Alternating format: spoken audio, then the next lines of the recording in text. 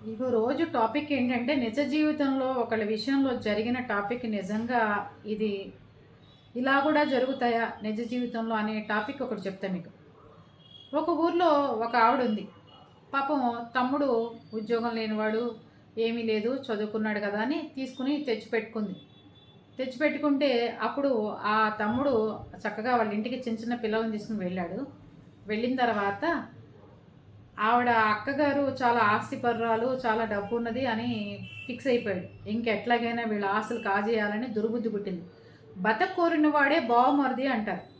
కానీ అలా కాకుండా అక్క సంపాదన, అక్కకి ఆస్తుల మీద, అక్క దాని మీద కన్నేసాడు. ఇంక అంతే ఆ బావగారిని గ్రిప్‌లో పెట్టుకొని అతను బ్యాంక్ బ్యాలెన్స్‌లు, బ్యాంక్ అకౌంట్‌లో వేయటాలు, పాస్‌బుక్కులు తెచ్చిపెట్టడాలు, డబ్బులు కాజేయటాలు, పొలాలు బాగు చేయించటాలు, ఆ డబ్బులు కాజేయటాలు, ప్రొక్లైనర్లు పెట్టానని డబ్బులు కాజేయటాలు, పంట డబ్బులు తెస్తానని కాజేయటాలు, ఇవన్నీ అతను పెద్ద బిజినెస్ చేస్తూ ఉండేవాడు. ఆయన రియల్ ఎస్టేటో లేతే సీఏనో, చార్టర్డ్ అకౌంటో ఏదో మొత్తానికి ఏం చేసేవారో ఆయన మనకు తెలీదు గానీ, దగ్గర వాళ్ళు చెప్పడం వల్ల తెలిసిందిది. ఏదో బిజినెస్ చేస్తూ ఉండేవారు ఆయన. ఇన్ని ఆయన చూసుకోక బావమరిదికి అప్పచెప్పాడు. దాని తర్వాత ఒకరోజు ఆయన ఎల్ఐసి కూడా నామినీ వాళ్ళ అక్కని పెట్టకుండా ఇతని పేరు పెట్టుకున్నాడు. మీ అక్కకి చదువు రాదు కదండీ! ఏముంది? అక్క చూసుకోలేదు కదండీ! లేకపోతే నా పేరున పెడతానండి. ఏం చెప్పి పెట్టిచ్చాడో మొత్తానికి అతని పేరున నామినీ కూడా పెట్టుకున్నాడు ఎల్ఐసిలో. ఆ బావగారు ఎక్కడైతే ఇల్లు కొన్నాడో అక్కడ అడ్వాన్స్ ఇచ్చిరాపో, ఇక్కడ అడ్వాన్స్ ఇచ్చిరాపో, ఇక్కడ చీటీలు కట్టు, అక్కడ చీటీలు కట్టు అంటే అన్నీ తన పేరుతో పెట్టుకుని చక్కగా కూర్చున్నాడు. మొత్తానికి ఆయనకి ఏం చేశారో, ఏం చెందారో గానీ, ఆయన చనిపోయేదాకా నిద్రపోలే ఆ బావమరిది. కొంతమందేమో స్లో పాయిజన్‌గా విషం ఇచ్చాడు. వాళ్ళకి మందులు పెట్టే అలవాటు, విషం కలిపిచ్చే అలవాట్లు వాళ్ళ వంశాల్లో ఉన్నాయన్నమాట. వాళ్ళకి తెలుసు వెన్నతో పెట్టిన విద్యలు. మందు పెట్టడాలు ఏవేవో చెప్పుకునేవాళ్ళు. ఆహ్, అలా ఆయనకి స్లో పాయిజన్‌లో విషం ఇచ్చారని చెప్పుకున్నారు. అయిపోయిన తర్వాత అక్క ఒక్కొక్క ఆస్తి చూసుకుంటూ వస్తే, అక్క బీరువాలో పెట్టుకున్న పాస్‌బుక్కులు, బంగారాలు, బంగారం బిస్కెట్లు, డబ్బు అంతా దొబ్బేశాడు ఈ తమ్ముడు. ఇంకోటి తెలుసా అండి? ఎక్కడైనా ఆడపడుచు భర్త చనిపోయి 10 రోజో, 11 రోజో ఆవిడది మొహం చూడాలి అనే కార్యక్రమం చాలా తప్పైన విషయం అసలు. ఇలా మొహాలు చుట్టాలు, ఆవిడని గదిలో కూర్చోబెట్టాలి, ఇవన్నీ చాలా వాళ్ళని బాధ పెట్టే విషయాలు. నాకైతే ఎందుకంటే ఆ సిచ్యువేషన్‌లో వాళ్ళు ఎంత బాధలో ఉంటారు. వీళ్ళు గడిగడికెళ్ళి తలుపు తీసి చూడటం ఇవన్నీ పెద్దవాళ్ళు కొన్ని కొన్ని ఆచారాలు పెట్టారంటారు గానీ, కొన్ని ఆచారాలు కొంచెం బాధ కలిగిస్తాయండి. ఆ రోజు ఎవరైతే తమ్ముడు భార్య ఉందో ఆవిడ పూలు పెట్టుకుని ఒంటి పొర చక్కగా పౌంటేసుకుని వెళ్ళి ఆవిడని చూసి ఒక నవ్వు నవ్వి బయటకొచ్చిందిట. ఆడపడుచు వంక చూసి ఒక నవ్వు నవ్వి బయటకొచ్చిందిట. ఆవిడ ఎంతో బాధ పెట్టుకుని, ఎంతో బాధపడిపోయి, ఎంతో ఇదైపోయింది పాపం ఆ రోజు. తర్వాత ఆస్తులు ఒక్కొక్కటి చూసుకుంటూ వస్తే అన్నీ తమ్ముడు పేరుతోనే. ఇవన్నీ నావి. మీ ఆయన ఏం చేశాడో నాకేం తెలుసు? మీ ఆయన ఎక్కడ పోగొట్టాడో నాకేం తెలుసు? మీ ఆయన ఏం చేశాడో అని చెప్పి వాళ్ళ ఊరు నుంచే వాళ్ళని మెడపెట్టి బయటికి గెంటించగల సమర్థవంతంగా ఊర్లో తయారయ్యాడు. ఆస్తి మొత్తం లాక్కుని కట్టుబట్టలతో అక్కని, అక్క పిల్లల్ని మొగుడు చనిపోగానే బయటికి పంపించేశాడు. అదైపోయింది. అక్కడితో ఆవిడదైపోయింది. రెండోది అతనే వాళ్ళ బ్రదర్‌ని పట్టుకుని నా పిల్లల పెళ్ళిళ్ళు అవ్వట్లా, నా కొడుక్కి బాగోలా, నా కొడుక్కి దెబ్బలు తగులుతున్నాయి, నా కొడుకు పోట్లాటకెళ్తున్నాడు, నా కొడుకుని చంపడానికి వస్తున్నారు, మీ ఇంట్లో దాస్తాము, మీ ఇంట్లో గొడవలు పెట్టుకుంటున్నాడు అంటే ఏదో కాలేజీలో అంటే గొడవలు అవుతూ ఉంటాయి కదా అని చెప్పి పాపం ఆవిడ వాడిని పెట్టుకుని ఇంటికి తాళం వేసి, ఆ తాళం కూడా ఆవిడ చెంగుకి ముడేసుకుని అది చక్కగా దోపుకుని దగ్గర పెట్టుకుని వాడిని పెట్టుకుని నెలల తరబడి కూర్చుని ఉండేది పాపం ఇంట్లో. ఆ అమ్మాయికి కూడా పెళ్లి కావాలి అంటే వీళ్ళ ఇంట్లోనే పెట్టి, ఎవరైతే వాళ్ళ అన్నయ్య ఉన్నాడో ఆ పెద్దాయన, ఆయన ఇంట్లోనే పెట్టి ఆ పిల్లకి పెళ్లి చూపులు చూపించి పెళ్లి చేశారు. పెళ్లి చూపిస్తే ఏమైంది తెలుసా? వాడు దోసెలు ఎక్కువ తింటున్నాడని చెప్పి విడాకులు ఇప్పించాడు. విడాకులు ఇప్పించటమే కాకుండా ఆ కూతురికి కూడా విడాకులు ఇప్పించాడు. విడాకులు ఇప్పించడమే కాకుండా ఆ పెళ్లి కొడుకుకి ఆడపడుచు ఆ అక్క డెలివరీ అయ్యి విజయవాడలో కమల పిల్లల్ని డెలివరీ అయ్యి ఉంటే ఆ అమ్మాయి మీద కూడా వీళ్ళు పోలీస్ కేసులు పెట్టి దౌర్జన్యం చేసి వాళ్ళ దగ్గర నుంచి భారీ మొత్తంలో డబ్బులాగి వాళ్ళని నానా టార్చర్లు హింస పెట్టి ఆ కమల పిల్లల తల్లిని కూడా పోలీస్ స్టేషన్లకి పిలిపించి నానా చేస్తే వాళ్ళు వచ్చి పెద్ద భలే సంబంధం చెప్పవయ్యా, నీ తమ్ముడు కూతురు అన్నావు, ఇంత దరిద్రం ఇంత దిక్కుమాలింది ఎక్కడ దొరికింది మాకు అని చెప్పి ఇంటికి వచ్చి దుమ్మెత్తిపోసి తిట్టిపోసారు ఆ పెద్ద ఆయనట. ఇవన్నీ కథలు వాళ్ళు చెప్తుంటే ఒక్కొక్కటి భలే ఆశ్చర్యంగా అనిపిస్తున్నాయండి. అదైపోయింది.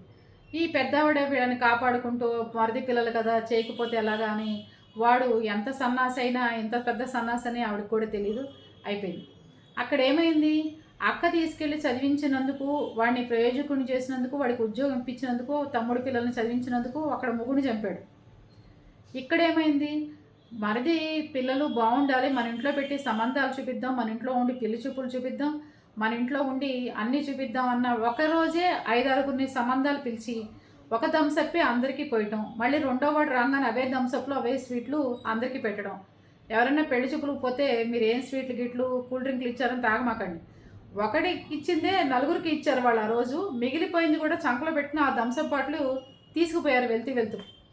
తోడుకోళ్ళ ఇంటికి వచ్చి బావగారుల ఇంట్లోకి వచ్చి సంబంధం చూపించుకుని అన్న భార్య ఇంటికి అన్నగారి ఇంటికి వచ్చి సంబంధం చూపించుకుని మిగిలిపోయి ఇంత థమ్సప్ మిగిలినా కూడా చంకలో పెట్టుకుని వెళ్ళిపోయారు. ఒక స్వీట్ ప్లేటే అందరికీ పెట్టారు. వచ్చిన 5గురికి 5 సంబంధాలు ఒకే రోజు చూపించాడు అనమాట ఆయన కూతురు కోసం.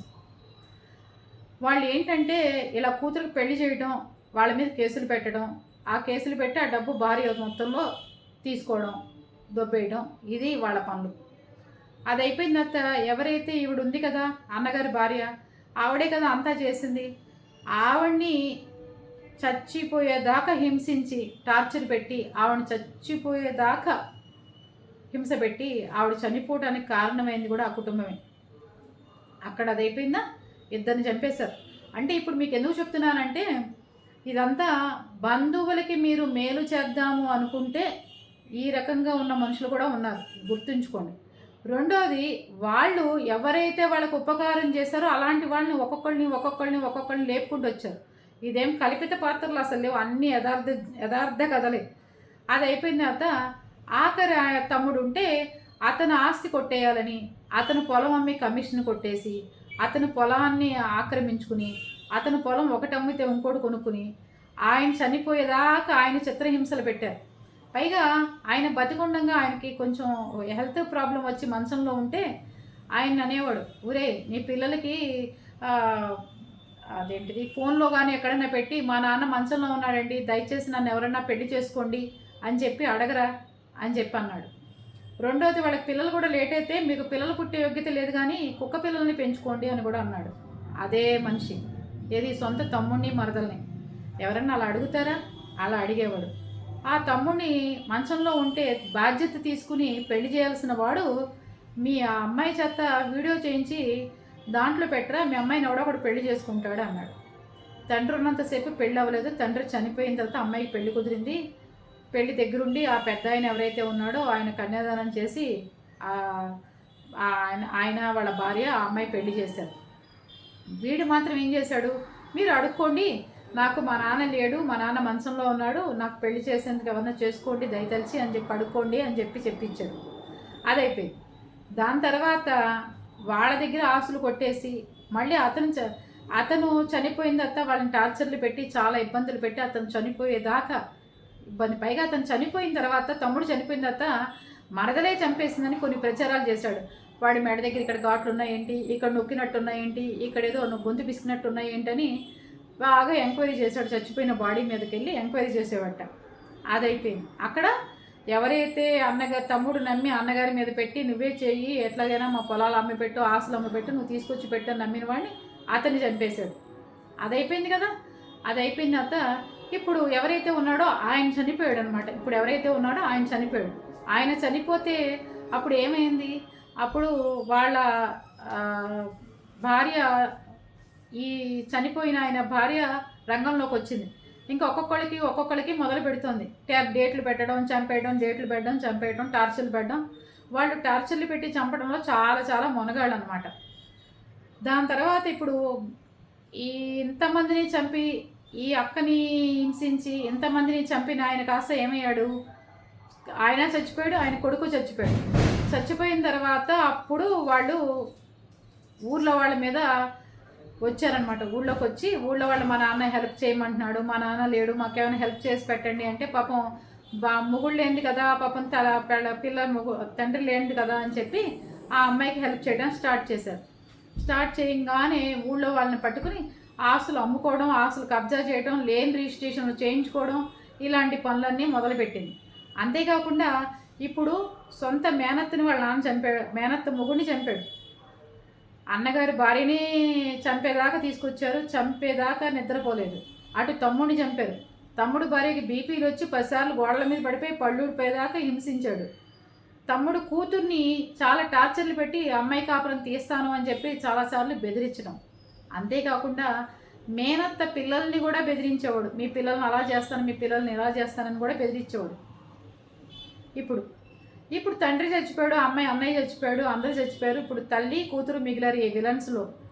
ఆవిడ ఊళ్ళో వాళ్ళు పాపం సహాయం అడిగితే మా నాన్న లేడు కదండి, మాకు ఏదైనా సహాయం చేయండి అని. పాపం ఊళ్ళో వాళ్ళు ఇంకేముంది, నీ వెనకాల నేనున్నాను, గుండె చింపుకునైనా సరే నీకు సహాయం చేస్తాను, నా గుండె చిరిగిపోయినా సరే నేను పోరాడతాను నీ కోసం అని చెప్పి రంగంలోకి ఒక ఆయన దిగాడు.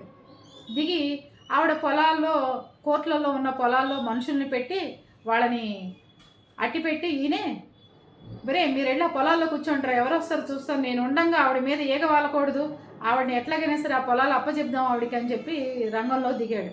నేను మొన్న చెప్పాను, ఆవిడికి సహాయం చేసిన ప్రతి ఒక్కళ్ళు చచ్చిపోయారు, ప్రతి ఒక్కళ్ళని చంపేస్తారు వాళ్ళే. ఎవరన్నా మనని హింస పెట్టిన వాళ్ళని, మనం బాధ పెట్టిన వాళ్ళని చంపడం చూసాం.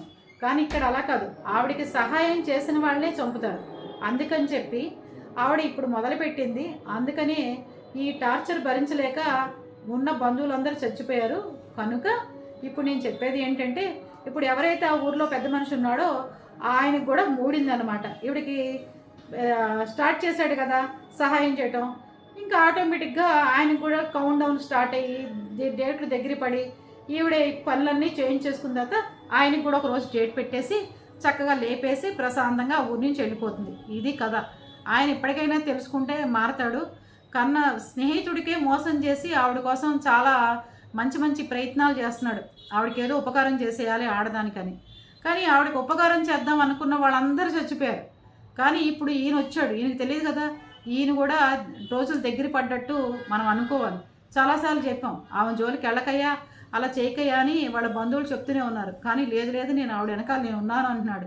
మరి చూడాలి పాపం, ఈయనైనా బతికి పట్టకడితే పాపం దేవుడి దేవల్ల మంచిది, లేదు అంటే వీళ్ళందరిలాగా ఆయన కూడా పోతాడు పాపం. ఏం చేస్తాను చెప్పండి, ఏమంటారు? కథ ఒరిజినల్, దీంట్లో కల్పితాలు అసలు లేవు.